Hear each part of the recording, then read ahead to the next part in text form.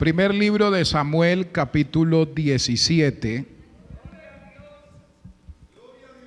Primero de Samuel, capítulo 17, verso 45 al verso 51. Saludamos a todos los hermanos que siguen la transmisión de este servicio. Dios les bendiga. De verdad es un gozo poder compartir con ustedes también este momento de bendición, donde quiera que se encuentre en nuestro país o fuera de él. Un fuerte abrazo, saludos para todos y que Dios bendiga también sus vidas de manera especial. Primer libro de Samuel, capítulo 17, verso 45 al verso 51. Dice la palabra del Señor: Entonces dijo David al filisteo: Tú vienes a mí con espada y lanza y jabalina, mas yo vengo a ti en el nombre de Jehová de los ejércitos, el Dios de los escuadrones de Israel, a quien tú has provocado. Jehová te entregará hoy en mi mano, y yo te venceré y te cortaré la cabeza, y daré hoy los cuerpos de los filisteos a las aves del cielo y a las bestias de la tierra. Y toda la tierra sabrá que hay Dios en Israel. Y sabrá toda esta congregación que Jehová nos salva con espada y con lanza, porque de Jehová es la batalla, y él los entregará en nuestras manos. Y aconteció que cuando el filisteo se levantó y echó a andar para ir al encuentro de David, David se dio prisa y corrió a la línea de batalla contra el filisteo. Y metiendo David su mano en la bolsa, tomó de allí una piedra y la tiró con la honda, e hirió al filisteo en la frente, y la piedra quedó clavada en la frente y cayó sobre su rostro en tierra. Así venció David al filisteo con honda y piedra, e hirió al filisteo y lo mató, sin tener David espada en su mano. Entonces corrió David y se puso sobre el filisteo, y tomando la espada de él y sacándola de su vaina, lo acabó de matar, y le cortó con ella la cabeza. Y cuando los filisteos vieron a su paladín muerto, huyeron. Padre, te damos gracias en el nombre de Jesús por la oportunidad que tú nos brindas en este día de estar una vez más delante de tu presencia, de estar en tu casa, Señor, para alabar, glorificar tu nombre. Qué bueno es alabarte, qué bueno es adorarte, qué hermoso es cantar a ti, glorificar tu nombre, qué hermoso es sentir tu presencia, Señor. Oh, aleluya. Padre, gracias. Permítenos en este momento, cuando vamos a estudiar tu palabra, tu misericordia, tu bendición sobre nosotros, espíritu de sabiduría, de revelación y conocimiento de tu palabra sobre mi vida, sobre tu pueblo en este lugar. Dame la unción fresca de tu Espíritu Santo, Señor, y ministra de acuerdo a la necesidad de cada hermano aquí en tu casa, de cada amigo, pero también de los que siguen la transmisión de esta escuela dominical. Donde quiera que estén, tu palabra también sea un aliciente, sea de motivación, de inspiración para cada uno de ellos, Padre, en el nombre de Jesús. Muchas gracias. Amén. Gloria a Dios. Bueno, quiero compartir la palabra del Señor en esta mañana y quiero hacerlo bajo el título: Lo que uno hace proclama lo que uno cree de Dios. Lo que uno hace proclama lo que uno cree de Dios. Bendito sea el Señor. Y eso es lo que nos enseña este pasaje, este capítulo 17, donde se nos habla de la historia muy conocida de David y Goliat. Y de esta historia, de este pasaje, aprendemos que lo que uno hace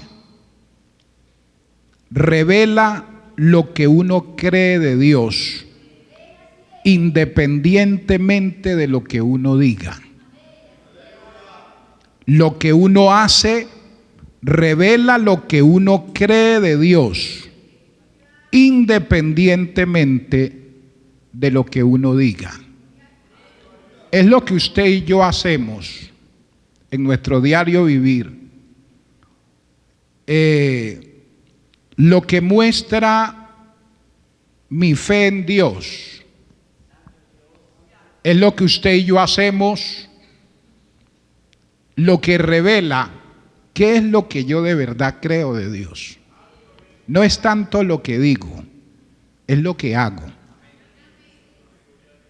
Es lo que hago. Esta mañana, en el primer servicio,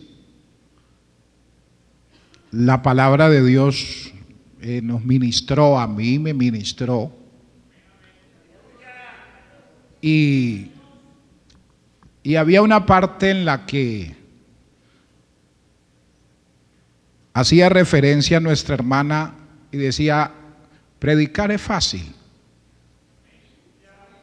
Pues no es que sea muy fácil, ¿no? Pero sí, es fácil predicar, hablar.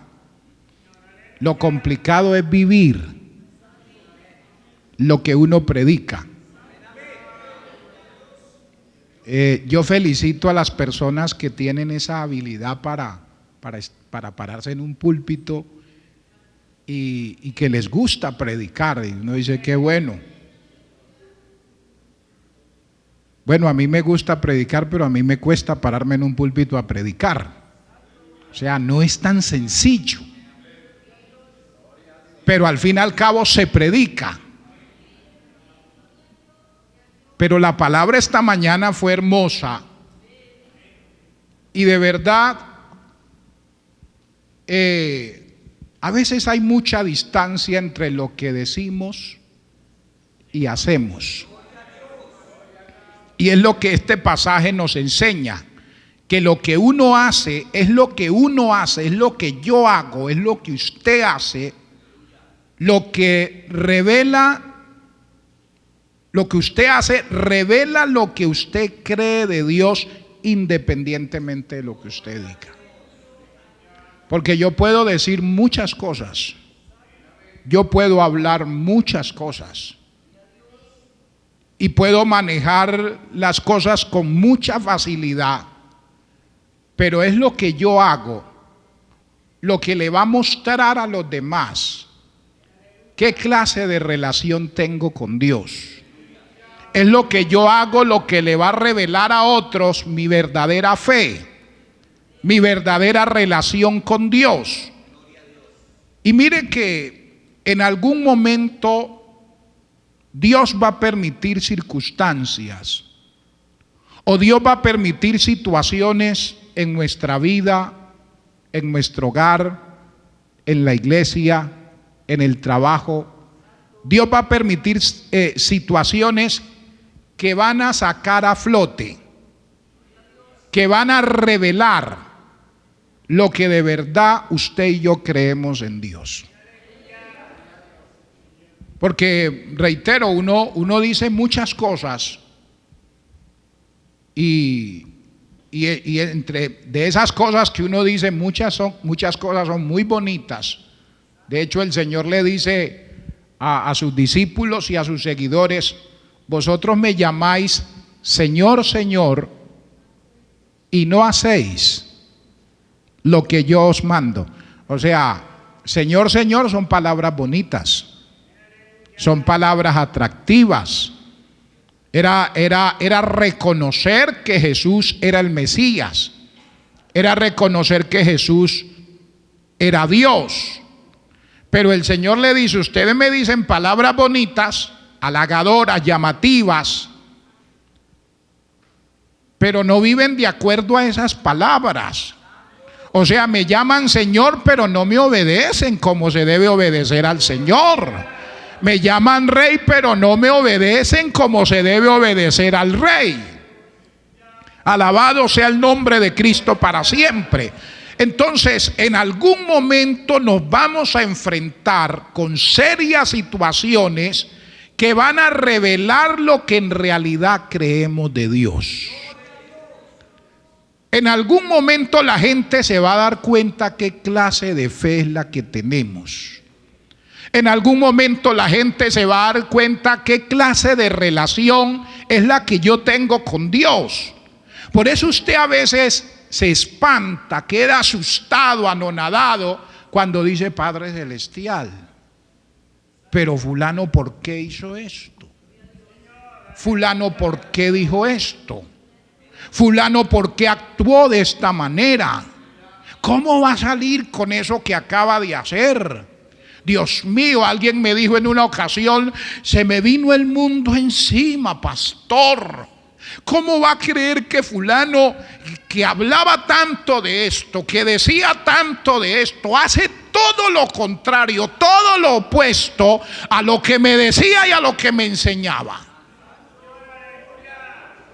Dios mío, se me vino el mundo encima. Le dije, ¿por qué le va a venir el mundo encima?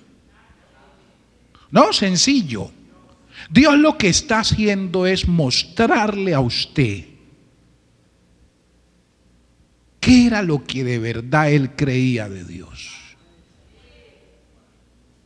Mire, Dios permite las pruebas y permite las crisis para que los demás se den cuenta qué es lo que tenemos en el corazón. ¿Qué es lo que hay en mi corazón? Mire que Dios le dijo a los judíos que los había llevado todo ese tiempo por el desierto. Habían padecido hambre, sed, y les dijo por todas las situaciones que habían atravesado. Luego le dice Dios, ¿para qué? Para probar, para saber lo que había en tu corazón. La pregunta mía es, ¿no sabe Dios lo que hay en el corazón nuestro? Dios sabe lo que hay en mi corazón. Dios sabe lo que hay en el corazón de cada ser humano. Dios sabe lo que hay en el corazón del pastor, en el corazón del líder, en el corazón del esposo, de la esposa, de los hijos. Amigo, Dios sabe lo que hay en su corazón, lo que está escondido en su corazón. Dios sabe, Dios lo conoce todo. Pero Dios permite esas situaciones no para Él saber qué había en nuestro corazón, porque Él lo sabe. Es para que los demás se den cuenta que a veces lo que yo decía no era cierto, que lo que yo hablaba no era verdadero, que lo que yo mostraba no era genuino. En la enseñanza de esta mañana se nos hablaba de la higuera, toda frondosa, toda llamativa. De lejos cualquiera la miraba y decía, wow, qué higuera tan bonita. Era muy frondosa, estaba muy bonita y decía, no, debe tener fruto, pero solo era hojas. Alabado sea el nombre maravilloso del Señor. Y volviendo al pasaje, hermanos, mire que Dios trajo a David a este campo de batalla con un propósito. Usted sabía que había guerra entre Israel y los filisteos y estaban los dos campamentos ya listos para el combate. Pero del campamento de los filisteos sale un gigante llamado Goliat, un hombre que medía aproximadamente 3 metros. Y usted mira la descripción que se da de él, es un monstruo. Y este hombre dice, hombre, no hay necesidad que entremos en conflicto o peleemos todo, no hay necesidad. Envíen un hombre del ejército de Israel, un soldado, que venga y pelee conmigo. Porque eso también se hacía, o sea, a veces se evitaba una confrontación simplemente sacando 2 soldados y que pelearan ellos, el vencedor pues sometía al ejército vencido. Y este hombre duró 40 días desafiando a Israel que enviaran un hombre que peleara contra él. Y nadie se animaba, nadie quería salir al ruedo. Y Saúl trató de colocar un incentivo para que se animara a alguien a pelear, y ofreció dones, presentes, exonerar a la casa del peleador de pagar impuestos y de darle dones, bueno, muchas cosas. Pero ni aún con todas esas bendiciones, ningún soldado se quiso animar. Eso miraban ese gigante y decían: no, eso es caso perdido. Eso es caso perdido. 40 días, hermanos. Usted se imagina dos ejércitos frente a frente, y que salga un soldado del otro ejército a decir: es que entre ustedes no hay un hombre que venga y pelee conmigo. Que salga todos los días, casi mes y medio, diario, diciendo: manden un hombre que pelee conmigo. Y el más alto del pueblo era Saúl. Goliat dijo: bueno, si es por estatura, el que debe salir es el rey. Y venciendo al rey, esto ya es fácil todo lo demás. Pero Saúl tampoco se animó. Pero Dios ya tenía el soldadito para esa pelea. Dios ya había preparado su hombre para esa hora. Dios tenía a su hombre ya listo para ese momento. No había llegado todavía al campo de batalla, pero ya Dios lo tenía listo. Ahí estaba el problema, pero ya Dios tenía también la solución para ese problema que estaba amenazando el pueblo de Dios. Aleluya. Entonces, mire, sin David saberlo, Dios lo trae al campo de batalla y lo trae con un propósito. Bendito sea el Señor. Usted mira el verso 17 y verso 18, el capítulo 17. Tenga su Biblia ahí abierta, vamos a mirar algunos versos. Y dijo Isaí a David su hijo: toma ahora para tus hermanos un efa de este grano tostado y estos 10 panes, y llévalo pronto al campamento a tus hermanos. Y estos 10 quesos de leche los llevarás al jefe de los 1000. Y mira si tus hermanos están buenos y toma prendas de ellos. Ahora, cuando David llega, mire lo que dice el verso 23. Mientras él hablaba con ellos, he aquí que aquel paladín que se ponía en medio de los dos campamentos, que se llamaba Goliat, el filisteo de Gat, salió de entre la fila de los filisteos y habló las mismas palabras, pero en esta ocasión dice el texto que las oyó uno que no las había oído. Las oyó David. ¿Y qué palabras era la que decía este filisteo? Mire el verso 8 al verso 11. Era lo que dijo durante 40 días. Y se paró y dio voces a los escuadrones de Israel diciéndoles: ¿para qué os habéis puesto en orden de batalla? ¿No soy yo el filisteo y vosotros los siervos de Saúl? Escoged de entre vosotros un hombre que venga contra mí. Si él pudiere pelear conmigo y me venciere, nosotros seremos vuestros siervos. Y si yo pudiere más que él y lo venciere, vosotros seréis nuestros siervos y nos serviréis. Verso 10. Y añadió el filisteo: hoy yo he desafiado al campamento de Israel. Dadme un hombre. Qué palabra, hermano. Padre celestial, dadme un hombre que pelee conmigo por 40 días. Dadme un hombre que pelee conmigo. Oyendo Saúl y todo Israel estas palabras del filisteo, se turbaron y tuvieron gran miedo. Terrible. Dadme un hombre que pelee conmigo. Aleluya. Pero ya acababa de llegar. El verso 26 dice: entonces habló David a los que estaban junto a él diciendo: porque ya había escuchado David las palabras. ¿Qué harán al hombre que venciere a este filisteo y quitare el oprobio de Israel? Porque ¿quién es este filisteo incircunciso para que provoque a los escuadrones del Dios viviente? Aleluya. ¿Cuánto le damos gloria a Dios, hermano? Dice que esas palabras las oyó David. Y ahora que David oye esas palabras, yo me imagino que él se queda mirando y dice, a ver, ¿quién irá a salir? ¿Quién? Y se queda mirando a todo el mundo y dice, Padre Celestial, ¿dónde está mi hermano que se la da de bravito? No lo veo. Porque ahí están los hermanos de David, los mayores.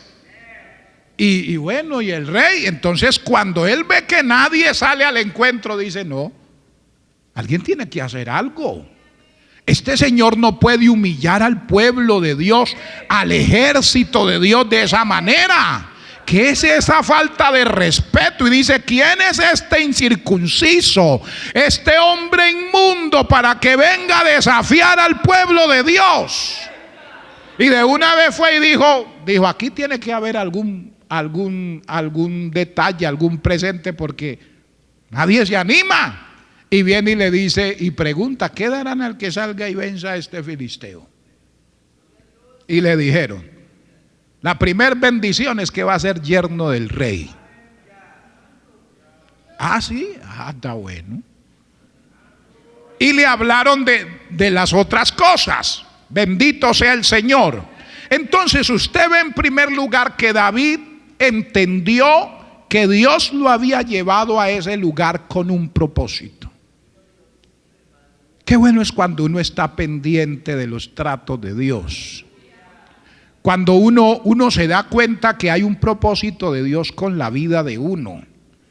Que Dios ha diseñado un momento, una hora, un espacio para que usted y yo podamos cumplir el propósito de Dios en nuestra vida. David lo entendió, David tuvo claro y dijo, con razón Dios me trajo a este lugar. Ya Dios había preparado a David para ese momento. Ya lo había preparado, porque usted ve que él, cuando Saúl lo entrevista, él dice, no se preocupe que yo cuidaba las ovejas de mi papá. Y cuando venía un oso, un león, a tratar de hacerle daño a una oveja, tenía que encontrarse conmigo. Y en este momento él tenía claro, él sabía que había sido ungido como rey de Israel. Y era su responsabilidad cuidar la nación.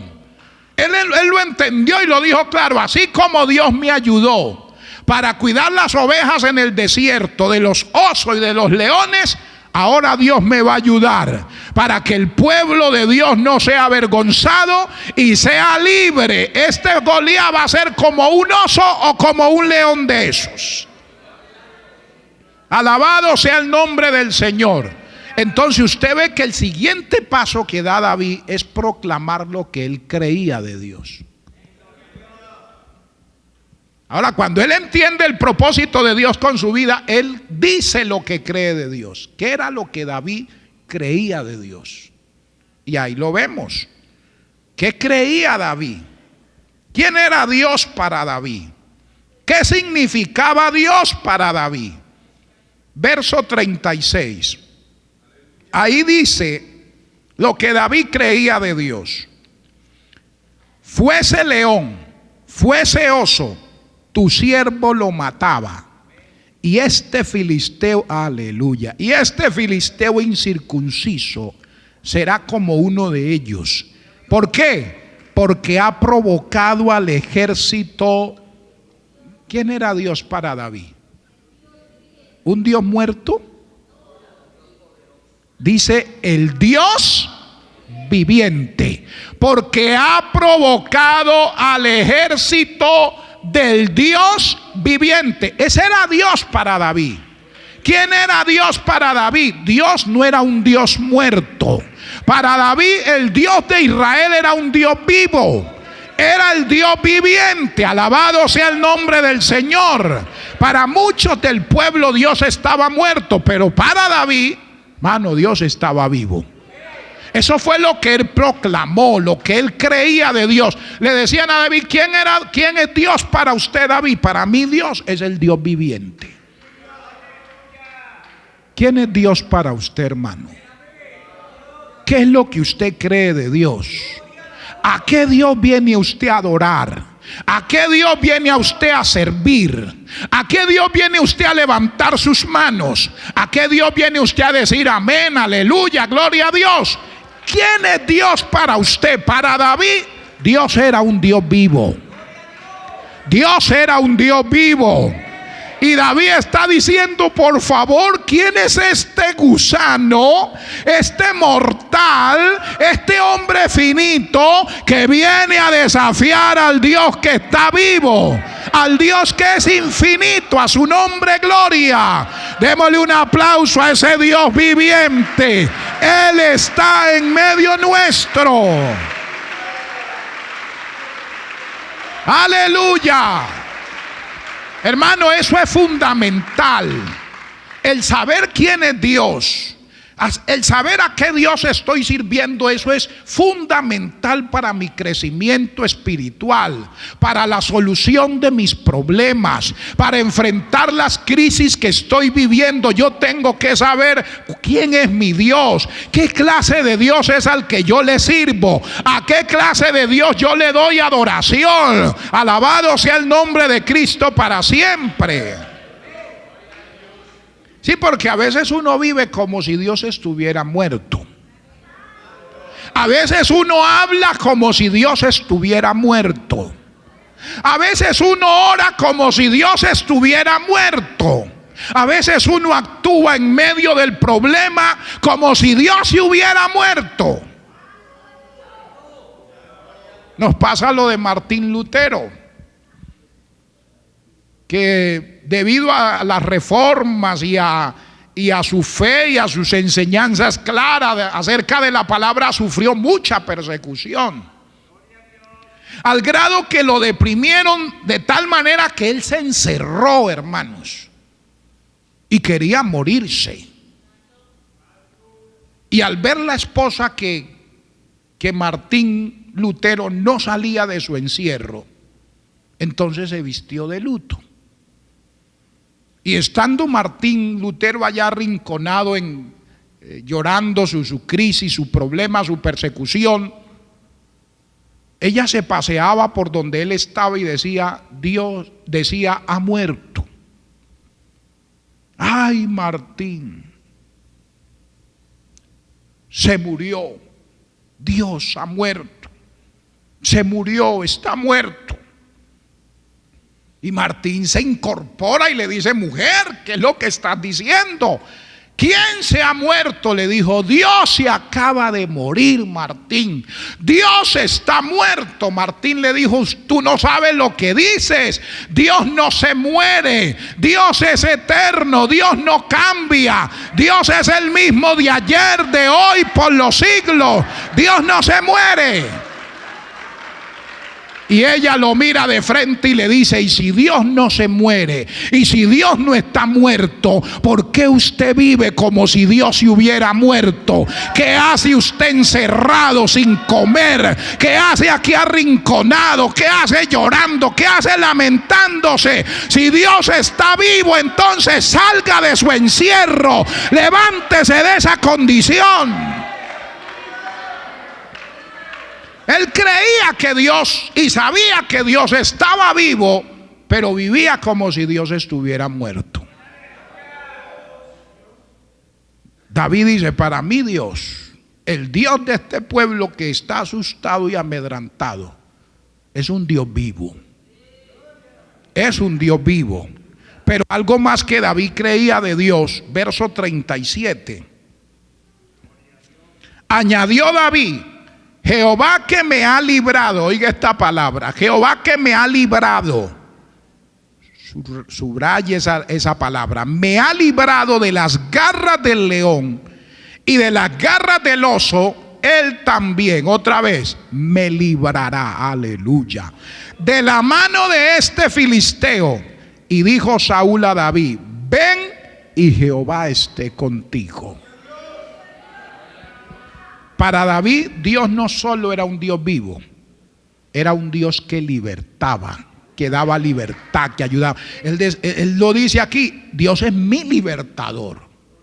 Él me ha librado del oso, del león, me ha librado de la muerte, me ha librado de la desgracia. Él me librará de este gigante. Ahora, cuando David proclamó lo que creía de Dios, tuvo que superar dificultades.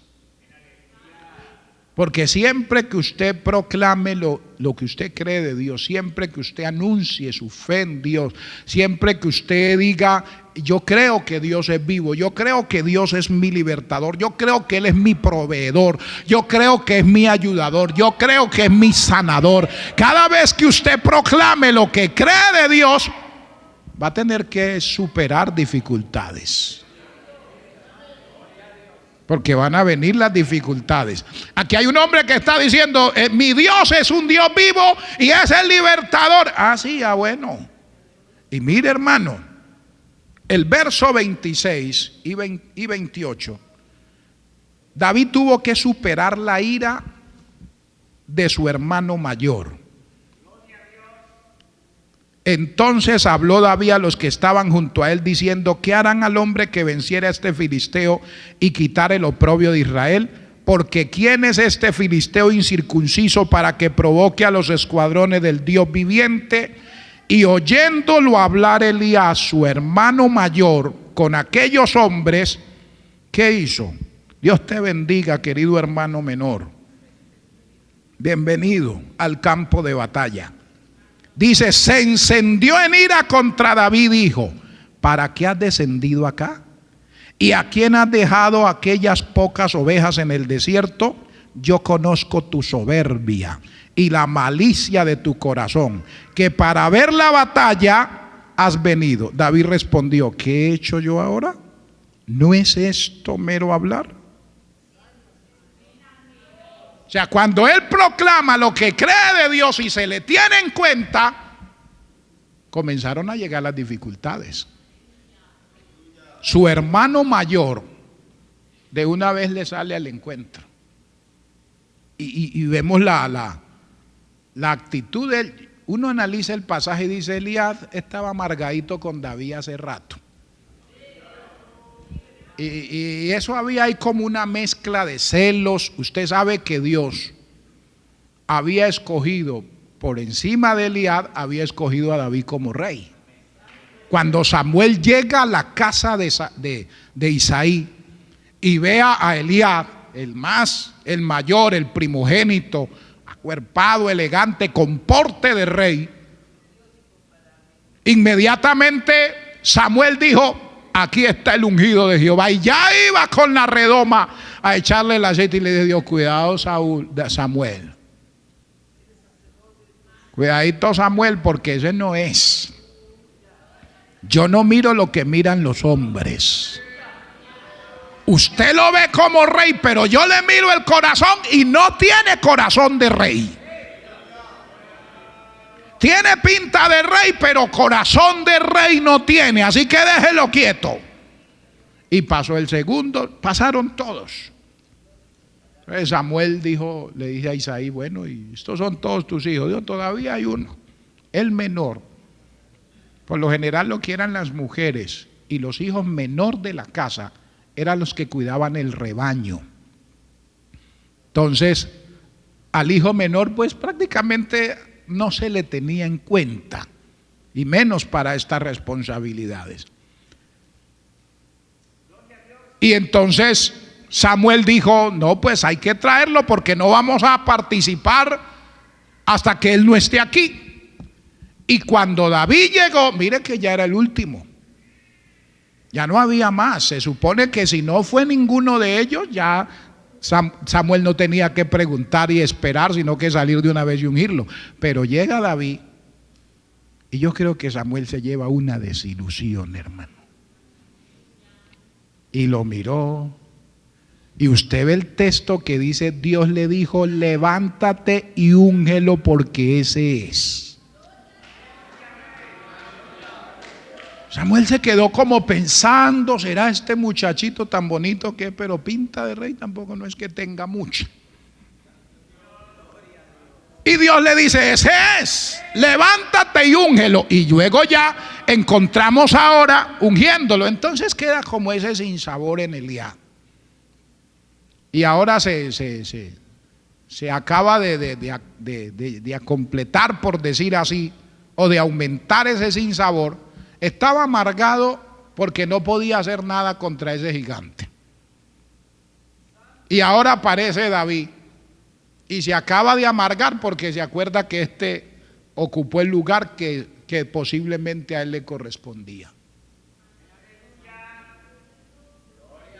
Entonces usted ve que lo que no podía hacerle a Goliat, quería descontarlo con el pobre David. Creo que en psicología esto se le llama proyección. Se proyecta en un menor lo que no le puedo hacer al mayor. Es como, por ejemplo, el hermano se va a su trabajo contento, feliz, cantando, y está en el trabajo glorificando al Señor. Pero el patrón, que en este caso es el mayor, digamos, en la casa tuvo dificultad con la esposa. Salió de la casa enojado y llega al trabajo y encuentra al hermanito de la iglesia de la Concordia que está haciendo su trabajo lo más de bien, contento, cantando, alabando al Señor, pero el patrón viene disgustado. ¿Usted qué es lo que le pasa siempre con esos signos y esos coros y no trabaja? Por eso es que no le rinde el trabajo, y le dice. Y se le acaba al hermano la gana de cantar y de adorar a Dios. Ya el patrón, que no pudo descontarse en la casa con la señora, vino y se descontó acá con el hermano. El hermano no le dice nada al patrón por guardar el testimonio y para que no lo vayan a echar del trabajo. Entonces se queda callado y aguanta ahí el maltrato. Luego, cuando llega la hora de ir a casa, está la hermana contenta en la casa, feliz de la bendición de Dios, esperando a su amado. Y va el hermano con esa carga que no pudo descargar en el trabajo. Y llega a la casa y toca la puerta, ya no como antes con esa ternura, sino ya el golpe, ya hasta la esposa dice, Señor viene bravo. El golpe, abran rápido. Hola, qué amor, ni qué nada. Claro, usted sí aquí en la casa tranquila, yo sí allá soleándome, llevando el bulto, y sí el otro sí allá, y se suelta. Como usted no hace nada, usted no está aquí sino engordando y comiendo y gastando y se la suelta. Le proyectó a un menor lo que no pudo hacerle al patrón. O sea, va de mayor a menor. La hermana que estaba en la cocina contenta con la niña o el niño haciendo la comida, ya se le daña el rato también. Y ya va malhumorada. Y la niña o el niño esperando, deje molestar usted también, y ya. Como ella no pudo descontar con su esposo el enojo, entonces se lo transmite al niño, a la niña. Y ya la niña, que estaba también en fiesta, le amargó el rato a ella. Y sale la niña llorando y viene la mascotica de la casa del perrito, que también estaba en la fiesta, y saca a la niña el pie y tenga. Mire cómo se va proyectando. Y ahora el perrito que pasó y sale corriendo, donde se le atraviesa el gato, le da una revolcada. Y si el gato en su carrera se encuentra al ratón, también lleva el bulto. Y mire que eso se proyecta, hermanos. Aquí Eliab está proyectando esa incapacidad que tenía, esa frustración que tenía cada vez que miraba es que, hermano, 40 días Manden un hombre que pelee conmigo. Eso no es fácil, eso amarga a cualquiera. De ver él su impotencia, su incapacidad. Y claro, esto lo tenía amargado. Ahora llega David y entonces tiene problema. Tiene problema por eso y también tiene problema porque pues se da cuenta que David triunfó donde él en cierto sentido había fracasado. Y uno en esto tiene que ser muy cuidadoso, hermano. ¿Usted se alegra cuando otro triunfa donde usted ha querido triunfar y no lo ha podido hacer?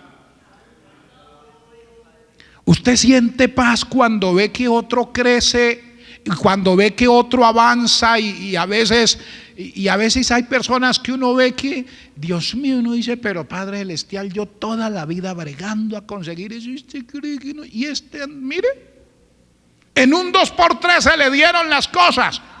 ¿Usted qué dice cuando eso sucede? Cuando ve que otro triunfa donde usted ha fracasado, ¿qué siente? ¿Le da gozo? ¿Le da alegría?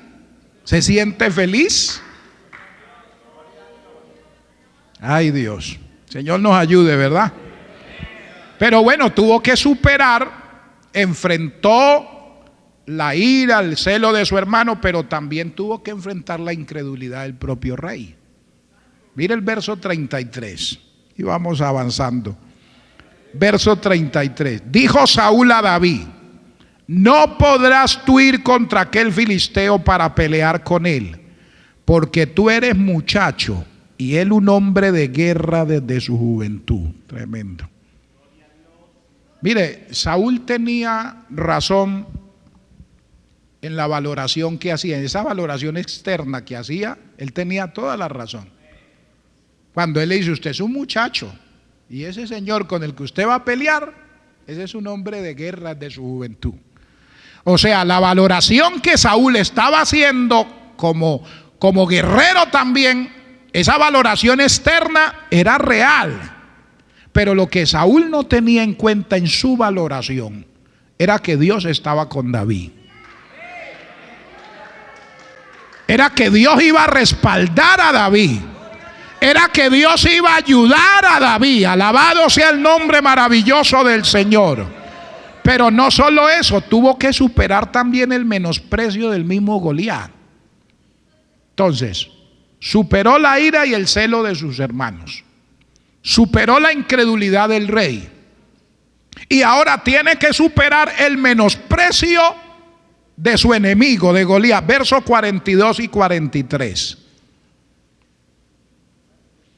Y cuando el filisteo miró y vio a David, le tuvo en poco, porque era muchacho y rubio y de hermoso parecer. Dijo el filisteo a David: ¿soy yo perro para que vengas a mí con palos? Y maldijo a David por sus dioses. Tremendo. Mire, menospreció a David por su edad. Lo menospreció por su equipo de guerra. O sea, lo miró y dijo, pues que ese es un muchacho. Luego menospreció el equipo de guerra que traía, viene con unos palos, unas piedras. Este muchacho cree que viene a espantar, es un perro. Y luego dice, y lo vio que era hermoso y rubio. Dijo, este muchacho, esa expresión que usa ahí cuando uno la mira detenidamente, en otros términos, cuando dice que era hermoso y rubio, dice que en otros términos Goliat estaba diciendo, este muchacho no sirve sino para los cortejos de boda. O sea, este muchacho es bonito, es para ser un pajecito. En otros términos fue, por eso resalta la expresión que era rubio y era hermoso. O sea, él lo mira y dice, no, este niño cree que es que vienes a un desfile de matrimonio. Este muchacho está bueno, es para un pajecito de boda, pero para una guerra, no. Y lo menosprecia. Mira, hermano, David tuvo que superar todo esto. Usted ve que él con mansedumbre, con paciencia, superó estas pruebas, pero tenía una determinación en su corazón muy profunda, que no iba a permitir que nada le impidiera hacer la voluntad de Dios en su vida, le impidiera cumplir el propósito para el cual Dios lo había llevado a ese lugar. Él tenía claro, él estaba definido. Y cuando uno está definido, cuando uno tiene un corazón determinado, cuando uno sabe para dónde va, cuando uno sabe a dónde Dios lo quiere llevar, cuando uno tiene clara la meta, hermano, uno no se deja desanimar, uno no se deja desalentar, a uno no lo detiene la ira de la gente, no lo detiene el celo de la gente, no lo detiene el menosprecio de la gente. Pueda que la gente no crea en usted, pero si usted está claro que Dios está con su vida, Dios lo va a ayudar, Dios lo va a bendecir, Dios lo va a levantar. Démosle fuerte ese aplauso a nuestro Dios. Aleluya. Era un hombre determinado. Había determinación en su corazón. Sabía para dónde iba. Sabía cuál era el propósito que Dios tenía con él. Y no se dejó desanimar. Todas estas cosas, el hermano, el rey y el guerrero, hermano, desanima a cualquiera. David hubiera salido en carrera de una vez, pero no. Él no permitió, aleluya, que nada le impidiera cumplir la voluntad de Dios en su vida. Y mire, hermano, lo otro que vemos en este pasaje es que las acciones de David hablaron de su verdadera fe, porque aquí él entiende que Dios lo ha llevado con un propósito, proclamó lo que creía de Dios, pero eso no se quedó solo en palabras. Ahora lo ve usted con sus hechos, demostrando lo que creía de Dios. Bendito sea el nombre del Señor. Por eso usted mira que David no solo proclamó lo que creía de Dios, demostró con sus acciones su fe en Dios. Y ese era el pasaje que leíamos en el verso 45. Entonces dijo David al filisteo: tú vienes a mí con espada y lanza y jabalina, como todo un guerrero, como un soldado experimentado. Mas yo vengo a ti en el nombre de Jehová de los ejércitos, el Dios de los escuadrones de Israel, a quien tú has provocado. Ya estaban frente a frente. Y mire lo que le dice: Jehová te entregará hoy en mi mano, y yo te venceré, y te cortaré la cabeza, y daré hoy los cuerpos de los filisteos a las aves del cielo y a las bestias de la tierra, y toda la tierra sabrá que hay Dios en Israel.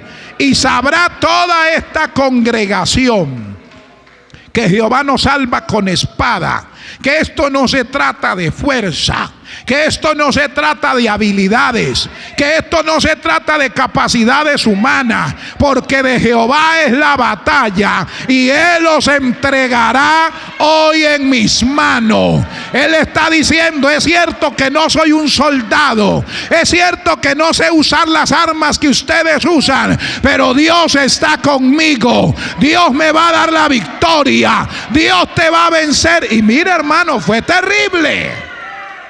Aquí David le profetiza a su enemigo lo que va a pasar.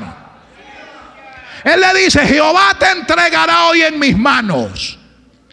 Yo me imagino ese gigante allá y el pequeñito acá. Jehová te entregará hoy en mis manos, y yo te venceré, y te cortaré la... Oye, terrible.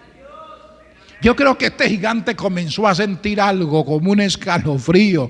Digo, este chiquitico, pero no sé, algo está pasando en esas palabras. Habla con tanta firmeza. ¿Qué será lo que están tramando? Él le dice: Jehová te entregará hoy en mis manos, y yo te voy a vencer. Y como si fuera poco, te voy a quitar la cabeza, y voy a dar los cuerpos de los filisteos a las aves del cielo. Y volteó a mirar a Israel y dijo: y toda esta congregación sabrá que hay Dios en Israel, que Dios pelea por su pueblo. A su nombre sea la gloria. Aleluya. Y sabrá toda esta congregación que Jehová nos salva con espada y con lanza, porque de Jehová es la batalla y Él os entregará en nuestras manos. Y aconteció que cuando el filisteo se levantó y echó a andar para ir al encuentro de David, David se dio prisa y corrió a la línea de batalla contra el filisteo. Y metiendo David su mano en la bolsa, tomó de allí una piedra y la tiró con la honda e hirió al filisteo en la frente. Y la piedra quedó clavada en la frente y cayó sobre su rostro en tierra. Así venció David al filisteo con honda y piedra e hirió al filisteo y lo mató, sin tener David espada en su mano. Y mire, entonces corrió David, se puso sobre el filisteo y tomando la espada de él y sacándola de su vaina, lo acabó de matar y le cortó con ella la cabeza. Y cuando los filisteos vieron a su paladín muerto, huyeron. Le dijo que le iba a cortar la cabeza y no tenía sino palos y piedras. Le cortó la cabeza con su propia espada. O sea, ahora usted ve a David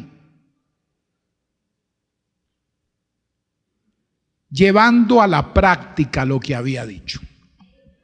Sus acciones demostraron su verdadera fe en Dios. Y luego usted lo ve con la cabeza. Usted sigue leyendo el pasaje y lo ve con la cabeza del gigante para todas partes. Porque él la llevó. O sea, uno dice, este muchacho tenía sangre fría. Quitarle la cabeza a una persona y agarrarla y llevársela. Y se le llevó la espada. Y dice que la espada y las armas del gigante las guardó en su tienda, pero la cabeza se la llevó al rey. Y me imagino diciéndole, ¿este era el que los asustaba? ¿Este fue el que duró 40 días desafiándolos? ¿Este? Y los sacudía así, ¿este?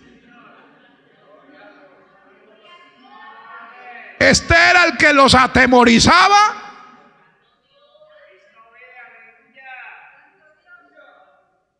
Aleluya. Qué bueno que mañana usted pueda tomar su problema, su necesidad y su crisis y agarrarla y llevarla. Este era el que me asustaba. Este era el que no me dejaba dormir. Este era el que me robaba la paz. Este era el que me robaba la tranquilidad. Jehová lo ha entregado hoy en mis manos. Alabado sea Dios. Entonces mire que lo que uno hace habla más de su relación con Dios que lo que uno dice. Es lo que uno hace. Fue lo que David hizo lo que mostró su verdadera relación con Dios. No tanto lo que había dicho, fue lo que hizo. Ahora va con la cabeza de este gigante por todas partes. Mire, hermano, para agradar a Dios, para vivir en armonía con Él, con su palabra, tiene que haber, reitero, armonía entre lo que decimos y hacemos. Si queremos agradar a Dios, debe haber armonía entre lo que usted y yo decimos y hacemos. El Señor le dijo, me llamáis Señor, Señor, y no hacéis lo que yo os digo. Entonces, mire que por sus acciones David reveló lo que creía de Dios. Y Dios honró a David. Dios respaldó a David. Y Dios le dio la victoria a David. Dios no dejó en vergüenza a David. Porque Dios sabía que lo que David hablaba, eso estaba en su corazón. No lo hablaba por hablar. Era una persona genuina. Por eso la Biblia lo llama un hombre conforme al corazón de Dios. Y por eso Dios lo respaldó. Cuando hay armonía entre lo que usted y yo decimos y hacemos, hermano, Dios nos va a honrar. Dios nos va a respaldar. Dios nos va a dar la victoria. Vamos a estar de pie, por favor. Vamos a hablar con Dios. Tiene que haber armonía entre lo que decimos y hacemos.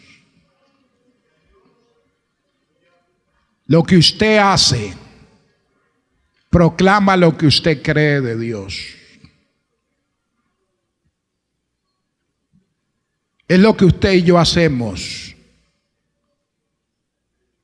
lo que dice quién es Dios para nosotros.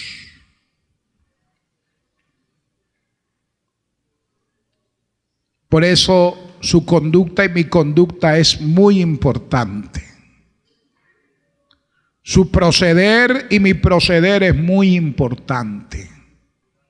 Porque donde quiera que usted y yo estemos, a donde quiera que vayamos, lo que hacemos va a ser nuestra carta de presentación.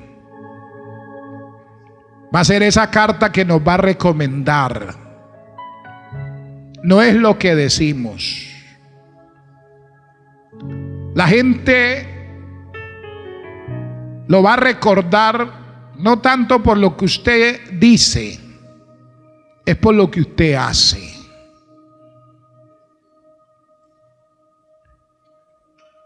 Jesús dijo: por sus frutos los conoceréis, no por lo que dicen. Son los frutos los que muestran si el árbol es bueno o es malo. Son los frutos los que dan verdadero testimonio de la naturaleza del árbol. Es su conducta, es mi conducta, es mi estilo de vida. En la iglesia, en la casa, en la calle, donde quiera que estemos, lo que va a dar testimonio de nuestra verdadera relación con Dios. Por eso hoy digámosle al Señor que nos ayude, que tenga misericordia de nosotros. Aleluya.